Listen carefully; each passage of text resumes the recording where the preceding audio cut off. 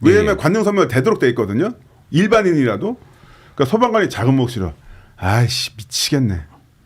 무슨 일 때문에 전화하셨는데요. 내가 도지사인데 황교익 음식평론가가 이런 포스팅을 올렸습니다. 드디어 김문수가 이재명 이기는 여론조사가 나왔습니다. 앞으로 이 같은 여론조사가 이어질 것으로 보입니다. 국민의힘은 김문수를 통해 또다시 대권을 줄 수 있을 것이니 내란숙의 유석열을 처단하는 일에 적극 나서주시기 바랍니다. 오늘의 간식은 순대입니다. 지금부터 약 14년 전 김문수 도지사가 남양주 소방서 119 구급대원과의 통화 내용이 공개가 되면서 엄청난 소동이 일어났었죠. 이른바 갑질 논란이 일어났습니다. 이 사건의 실상이 뭡니까? 자, 사건은 이렇습니다. 당시 김문수 도지사가 남양주에 있는 요양병원에 방문을 했어요. 요양병원 방문을 했고 그 요양병원에 입원해 있는 어느 암 환자의 부인으로부터 아내로부터 한 가지 사연을 듣게 됩니다. 남편이 이 병원에 지금 입원해 있는데 증상이 악화되면 삼성병원으로 이송을 해야 되는데 암 환자입니다. 네. 혼자 거동을 못해요. 그러겠죠. 근데 지금 어떻게 이동시킬 방법이 없어서 부인이 직접 남편을 암 환자인 환우를 움직이지 못하는데 주변 사람 도움을 받아서 간신히 자가용에 실어서 삼성병원까지 간다는 거예요. 엄청나게 거리가 멀죠.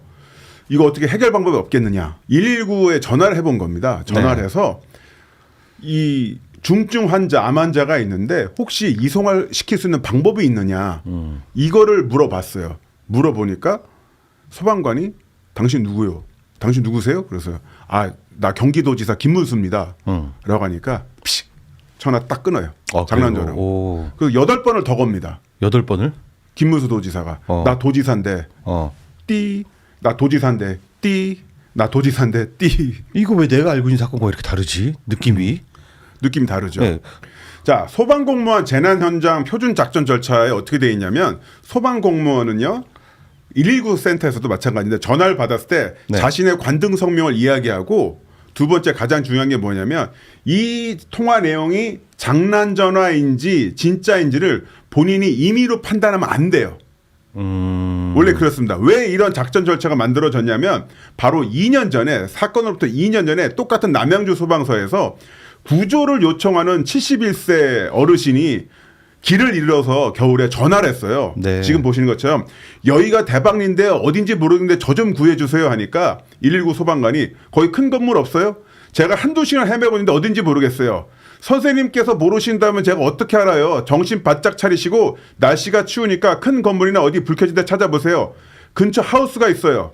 선생님이 모르신다면 우린 몰라요. 큰 건물 찾아서 전화 주세요. 아이고 소방관 전화 딱 끊고 그리고 이 어르신은 동사했습니다. 얼어 죽었어요. 그래요? 예. 이때부터 확실하게 작전 지침이 만들어져서 본인의 관등 성명 이야기하고 임의로 판단하지 말 것 이런 것이 생겼습니다. 우리가 콜센터에 계신 분들한테 저는 개인적으로 이 사회가 친절을 강요하지 않았으면 좋겠다는 생각이 드는데 지금 나온 것들은 말씀하신 것들은 그러니까 친절이냐 아니냐의 문제가 아니라 사람이 살고 죽는 문제. 자, 그날의 통화 내용입니다. 여보세요. 경기도지사 김문수입니다. 소방관 이때부터 장난적으로 생각을 한 거예요. 아무 말도 안 해요. 예. 이름이 누구요? 자, 김 지사는 왜냐하면 소방관이 이야기를 안 하니까. 왜냐하면 관등 서명이 되도록 돼 있거든요. 일반인이라도.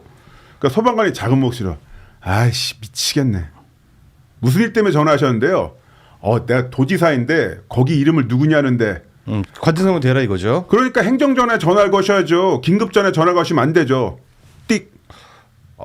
이게 또 장난 전화인지 아닌지 100% 확실하지도 않은데 너무 무례하네요. 그러니까 민원 현장이고 여기 암 환자가 있어요. 암 환자의 부인이 있어요. 근데 이런 식으로 반응이 나온 거죠. 무려 9번이나.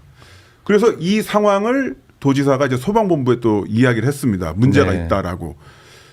더군다나요. 지금은 소방공무원이 국가직으로 전환이 됐지만 이때는 소방공무원, 경기도 소방본부는 경기도청 소속입니다. 직속상관 전화인데 목소리도 대충 알 법도 한데 그리고 도지사 정도 목소리면 모르는 게 사실 이상한데 그냥 예단을 하고 전화를 그냥 마음대로 8번이나 반복해서 끊어버렸던 건 심각한 문제로 보입니다. 그렇죠.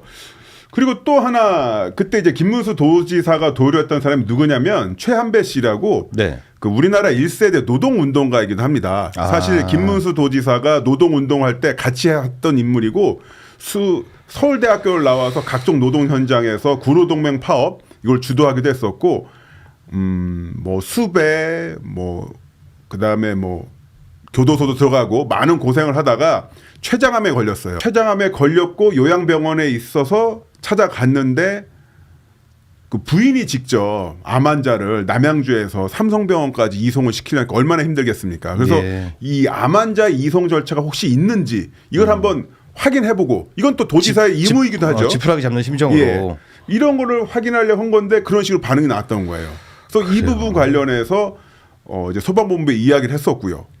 그리고 결국 이 최한배 씨는 2달 뒤에 세상을 떠납니다. 그렇군요. 세상을 떠났고, 떠나기 전 마지막으로 남양주 소방서가 준비한 앰뷸런스를 타고 삼성 서울병원에 갔었다고 해요.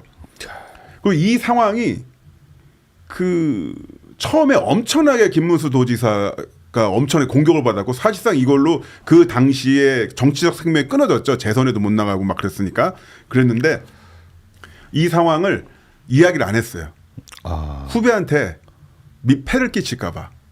이렇게 할 법도 하잖아요. 아니 그 내 후배고 같이 노동운동했던 사람은 췌장암 걸렸는데 남양주에서 삼성 서울병원 가는 거 어떻게 좀 방법 없냐, 뭐 이런 식으로 좀 맨징을 할 수도 있는데 그거를 이야기를 안 하고 이제 나중에 돌아가시고 나서 이 사실이 밝혀졌죠. 그게 바로 이재명 대표가 또 좋아하는 암행 순찰의 성격도 있거든요.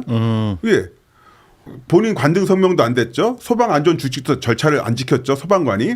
그리고 임의로 장난 전화로 판대서 끊어버렸죠. 9번이나. 아니 한두 번 정도 그렇게 판단할 수는 있지만 여러 번 하면은 살짝 긴장하면서 서로 장난 전화인지 아닌지 모르지만 응급 상황을 담보로 하고 있는 네. 그런 공무원이 어떻게 그런 식의 대응 태도를 갖고 있는지 그러니까 이해가 안 저도 가네요. 지금 생각해 보니까 입장을 바꿔서 내가 집이나 아니면 어떤 특정 장소에 내 가족이 정말 아파서 이동이 힘든데 전화를 했을 때 전원식으로 나오면 어떻게 될까?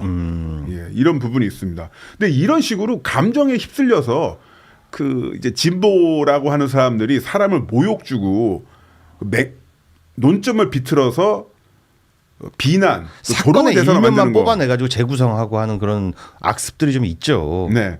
이재명 대표 같은 경우는 새벽부터 이재민들을 깨웠다라는 이유로 네. 비난을 받자 가짜 뉴스예요. 새벽이 아니었어요라고 하면서 엄한 다른 장소, 제2의 네. 장소에 있던 걸 끄집어까지 없는 사실까지 만들어서 변명을 하는데 과연 우리가 그동안 했던 이런 비난들이 온당한 것이었는지 다시 한번 생각하게 됩니다. 네.